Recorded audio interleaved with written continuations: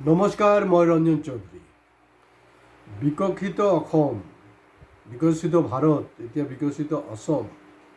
বিকশিত অসমত এনেকুৱা এটা চহৰ আছে যি মৃতপ্ৰায় বুলি ক'লে ভুল নহ'ব।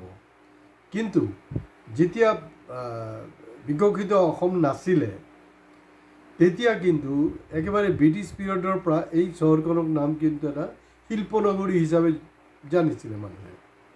কিন্তু আজি অসমৰ ভিতৰত আটাইতকৈ মৃতপ্ৰায় যদি কোনো চহৰ আছে, মই আজি এইটো চহৰৰ কথা পাতিম। গতিকে ভিডিঅ' দীঘলীয়া নহ'ব, চুটি ভিডিঅ' হ'ব। প্লিজ চাব, ভিডিঅ' ভাল লাগিলে শ্বেয়াৰ কৰিব, হয় লাইক, কমেণ্টছ আৰু ছাবস্ক্ৰাইব কৰিবলৈ প্লিজ নাপাহৰিব আপোনালোকে। এই যে মৃতপ্ৰায় চহৰ, এই মৃতপ্ৰায় চহৰ কিন্তু এইটো কিন্তু আকৌ জিলা চহৰ দেই। অলপ গেছ কৰকচোন বাৰু, এইটো জিলা হেডকোৱাৰ্টাৰ, ডিষ্ট্ৰিক্ট হেডকোৱাৰ্টাৰ। গতিকে অলপ গেছ কৰক যে কোনখন চহৰ হ'ব পাৰে, ক'ত মানে এইটো কেতিয়া সম্ভৱ হয় নেকি, য'ত মানে বিকশিত অসমৰ কথা হৈ আছে, য'ত এডভান্টেজ আছাম 2 চলি আছে, তাত মৃতপ্ৰায় চহৰ বুলি কওঁতে অলপ আচৰিত লগা নাই জানো? কিন্তু আচৰিত নহয়, মই এতিয়াই প্ৰমাণ কৰি দিছোঁ।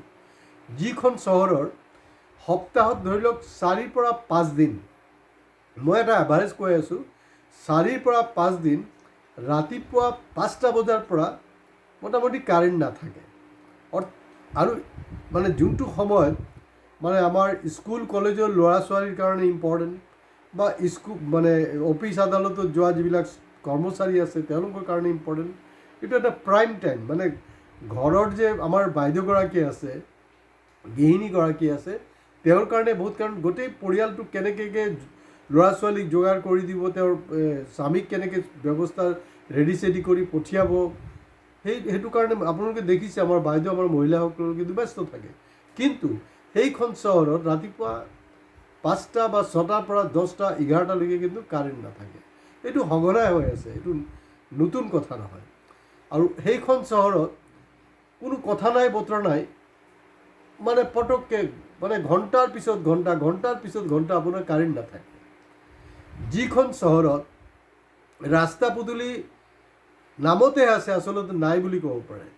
ফুটপাথ নাই, ফুটপাথ আছে, কিন্তু ফুটপাথ এইটো সাধাৰণ পথচাৰীৰ কাৰণে নহয়, সেই ফুটপাথ হ'লগৈ অনা অসমীয়া যিবিলাক বেপাৰী তাহাঁতৰ কাৰণে। তাত ট্ৰাফিকো একো নকৰে, ক'তো কোনো প্ৰব্লেম নাই।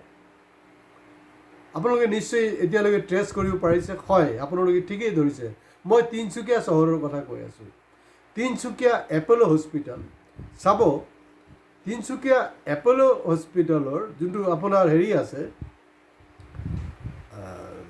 ফুটপাথ আছে, তাত সেইটো পাৰ্কিং বনাই থোৱা আছে।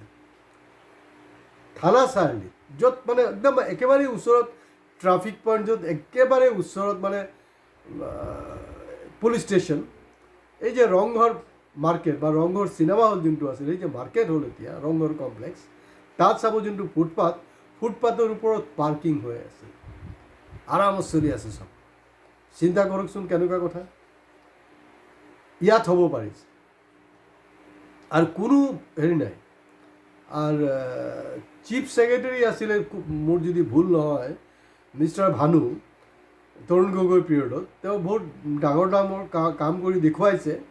আৰু আপোনাৰ এবাৰ তেওঁ তিনিচুকীয়াত আহোঁতে, তিনিচুকীয়াৰ বিধায়ক সঞ্জয় কিষাণক লগত লৈ ৰাতিপুৱা 5টা বজাত ওলাইছে, আৰু তেখেতে দেখুৱাই দিছে যে কিমান মানে অসমৰ আটাইতকৈ লেতেৰা চহৰ তিনিচুকীয়াক বুলি কৈছে।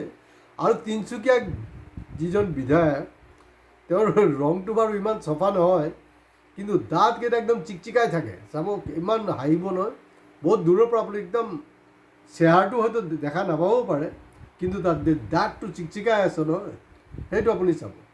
আৰু দাঁত সেইকাৰণে কৈ আছোঁ মই চিকচিকাই থাকে, কাৰণ তিনিচুকীয়াত এটা অনুষ্ঠানত, আমাৰ প্ৰেছ ক্লাবৰে অনুষ্ঠানত আমাৰ লেখক ময়ূৰ বৰা ডাঙৰীয়া আহিছিলে। ময়ূৰ বৰা ডাঙৰীয়াৰ কাষতে সঞ্জয় কিষাণ বহি আছিলে, আৰু তেখেতৰ যি বক্তব্য তিনিচুকীয়াৰ সম্পৰ্কে কৈছিলে, মিডিয়া সম্পৰ্কে কৈছিলে, কিন্তু তেখেতে আৰু এটা কথা কৈছিলে যোনটো শুনাত বৰ বেয়া কিন্তু অপ্ৰিয় সত্য। ময়ূৰ বৰা ডাঙৰীয়া কৈছিলে যে মানে আমাৰ তিনিচুকীয়াৰ বিধায়কৰ যে দাঁতটো যেনেকৈ জিলিকি আছে, যেনেকৈ চিকচিকাই আছে, তেওঁ এই ধৰণৰ মানে চিকচিকীয়া চহৰ কিয় নবনায়? আৰু এইটো শুনাৰ পিছতো মই নিজেও সেইখন সভাত উপস্থিত আছিলোঁ, তেওঁ মূৰটো তল কৰা নাই বা এনেকৈও মানে কোনো ধৰণৰ মানে মাপ খোজাৰ নিচিনা কোনো একো কৰা নাই। তেওঁ উল্টা আকৌ তেওঁৰ ফালে চাইহে হাঁহি আছে। তো ময়ূৰ বৰা চাগে সেইদিনাখনেই অনুভৱ কৰিছে যে তিনিচুকীয়াৰ ভৱিষ্যত কি আৰু কি হ'বলৈ আছে, কি হ'বলৈ নাই। আৰু ইয়াত আজিৰ দিনত ৰাস্তা পদূলি নাই, ফুটপাথ নাই, প্লাছ শুদ্ধ খোৱা পানী নাই, কাৰেণ্টৰ কথাটো মই ক'লোৱেই, ইনফ্ৰাষ্ট্ৰাকচাৰ মানে ঘাটিয়া মানে ছুপাৰ ঘাটিয়া। আৰু তাতকৈও ডাঙৰ কথা হ'ল তিনিচুকীয়া বিধানসভা সমষ্টি নহয়, অকল তিনিচুকীয়া চহৰৰ উন্নয়নৰ কাৰণে আপোনালোকে ভাবিব পাৰেনে? সৰ্বানন্দ সোণোৱাল ডাঙৰীয়া মুখ্যমন্ত্ৰী হৈ থাকোঁতে 200 কোটি টকা এলটমেণ্ট কৰিছিলে অকল তিনিচুকীয়া চহৰৰ ডেভেলপমেণ্টৰ কাৰণে। তাৰ পৰা টকা ঘূৰি গুচি গ'ল, অৰ্ধেকতকৈ বেছি গুচি গ'ল। আৰু অৰ্ধেক টকাৰো যে খৰচ হৈছে তাৰো কোনো মাই বাপ নাই। আপুনি যেতিয়া চহৰলৈ আহিব আপোনাৰ চকুত নপৰিব। আৰু এই যে লোড শ্বেডিংটো চিন্তা কৰক আপুনি। লোড শ্বেডিং কাৰণ কি, ইয়াত আপোনাৰ তিনিচুকীয়াততো আপোনাৰ ACB যিবিলাক কৰ্মচাৰী আছে তেওঁলোকক লৈ মই একো মোৰ ক'বলৈ নাই। তেওঁলোক লিমিটেড যি ৰিচোৰ্চ তাৰ মাজত তেওঁলোকে চেষ্টা কৰি আছে কাম কৰিবলৈ। কিন্তু এই তিনিচুকীয়া চহৰত আপোনালোকে ইয়াত আগতো শুনিছে নহয়, লাভ জেহাদ শুনিছে, লেণ্ড জেহাদ শুনিছে, কাৰেণ্ট জেহাদ কেতিয়াবা শুনিছেনে? মই ইয়াৰ আগতো কিন্তু কৈছিলোঁ কোনোবা এটা ভিডিঅ'ত, মই কিন্তু কাৰেণ্ট জেহাদ সম্পৰ্কেও আপোনালোকক ক'ম। সেইকাৰণে কৈ আছোঁ যে ছাবস্ক্ৰাইব কৰিব। ছাছপেন্সটো আপোনালোকৰ থাকিব লাগে যে নাই ৰঞ্জন চৌধুৰী ডাঙৰীয়াটো কৈছিলে যে এদিন তেখেতে কাৰেণ্ট জেহাদ সম্পৰ্কে ক'ব। আজি তিনিচুকীয়াত কাৰেণ্ট জেহাদো চলি আছে। আৰুতো ACB জানে, জিলা প্ৰশাসন জানে, কাৰণ জিলা প্ৰশাসন একো কৰা নাই, গতিকে ACBৰ মিছাকৈ মাৰ কেলে খাব? সেইবিলাক কাৰবাৰো ইয়াত হৈ আছে তিনিচুকীয়াত। আৰু তিনিচুকীয়াত যোৱাকালি আপোনালোকে দেখিছে, মই জনজাতিকৰণৰ বিৰুদ্ধে নহয়, জনজাতিকৰণৰ মই পক্ষত, ঠিকেই আছে। আটাইতকৈ যোনটো জৰুৰী এই মুহূৰ্তত যে অসমখনক মানে এই যে এটাকৈ আপোনাৰ জনগোষ্ঠীক জনজাতিকৰণ নহয়, জনজাতীয় ৰাজ্য ঘোষণা কৰিব লাগে, তেতিয়াই আচলতে সমস্যাৰ এটা মানে সমাধানৰ ৰাস্তা এটা ওলাব। সেইটো নকৰে। এতিয়া এই জনজাতিকৰণৰ কাৰণে যোৱাকালি মই পেপাৰত দেখিছোঁ এই নৱেম্বৰ, অৰ্থাৎ এই নৱেম্বৰ মাহত আপোনাৰ এছেম্বলিত তাৰ ৰিপৰ্ট ছাবমিট কৰিব। তো যোৱা 11টা বছৰ কি ধেমালি কৰি আছিলে নেকি আমাৰ লগত? আৰু এই যে যোৱাকালি যে এটা অভূতপূৰ্ব যে ইয়াত সমাৱেশ হৈছে, মানুহ যে জোৰ সমদল ওলাইছে, কেইবা হাজাৰ মানুহ ওলাইছে, এই সংগঠনৰ মানে 100% যে মানুহ, 100% লিডাৰ, আই মিন লিডাৰশ্বিপ যিবিলাক আছে, তেওঁলোকে কিন্তু জানে যে এইটো একচুৱেলি আমি ল'ৰা ধেমালি কৰি আছোঁ, আমি অতদিন বহি আছোঁ ল'ৰা ধেমালি কৰি আছোঁ।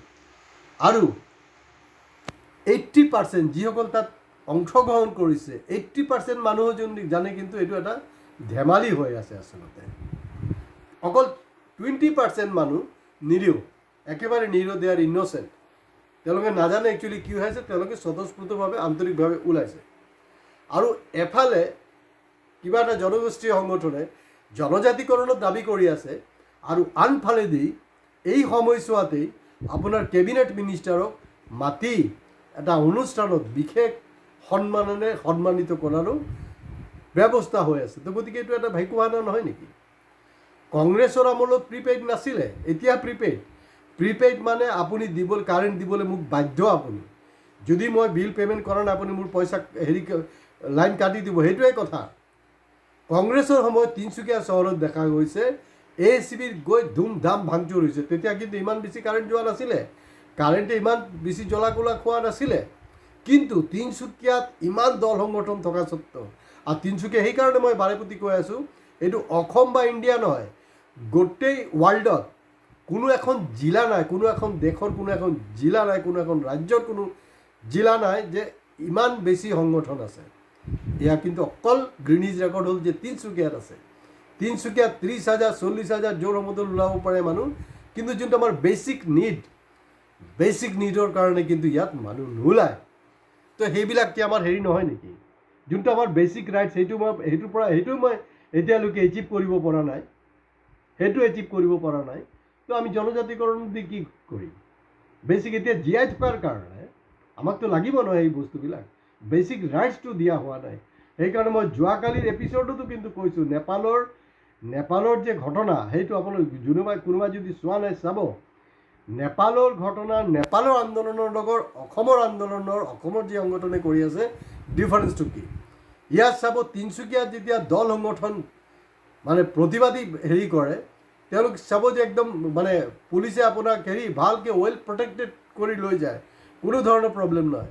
কিন্তু আপুনি নামনি অসমলৈ যাওক, নামনি অসমৰ কোচ ৰাজবংশীহঁতৰ একেটা ডিমাণ্ডত যে জনজাতিকৰণৰ কাৰণে যেতিয়া তেওঁলোকে আন্দোলন কৰে, তেওঁলোকক গুৰা কেনেকৈ মাৰে অসম পুলিচে। তো এই বৈষম্যটো কিহৰ কাৰণে এই বৈষম্য? তো গতিকে এইটো আমি নিজৰ লগত নিজে ফাঁকি মাৰি আছোঁ। ফাঁকি মাৰাটো বন্ধ কৰিব লাগে। জনজাতীয়কৰণৰ মই আকৌ কৈ আছোঁ যে মই নিজে পক্ষপাতী, কিন্তু তাতকৈ মই বেছি পক্ষপাতী হ'ল যে অসমখনৰ জনজাতীয় ৰাজ্য ঘোষণাৰ কাৰণে আন্দোলনটো হ'ব লাগে। আৰু যদি কিবা জনগোষ্ঠীয় দল সংগঠনৰ কিবা কৰিবলৈ আছে ন, যদি দম আছে, এই 56 ইঞ্চিৰ বুকুক 26 ইঞ্চি বুকু বনাই দিব লাগে 14 তাৰিখে, যোনদিনাখন প্ৰধানমন্ত্ৰী আহিব। কিন্তু এতিয়াতো আমি আগৰ পৰাই গম পাই আছোঁ। কেনেকৈ হ'ব এইটো? তেতিয়া নকৰে। মিছাকৈ তিনিচুকীয়া, ডিব্ৰুগড়ত সেইবিলাক কৰি লাভ নাই। য'ত কৰিব লাগে, য'ত বেমাৰটো কাৰণ তেওঁ আৰামত গুচি যাব। নৰেন্দ্ৰ মোদী ডাঙৰীয়া এতিয়া মণিপুৰত সোমাবলৈ তেওঁ 10 বাৰ চিন্তা কৰি আছে, কিন্তু অসমত সোমাবলৈ ভয় খোৱা নাই। হাজাৰ মানুহ গোট খাব মোদীৰ সভাত।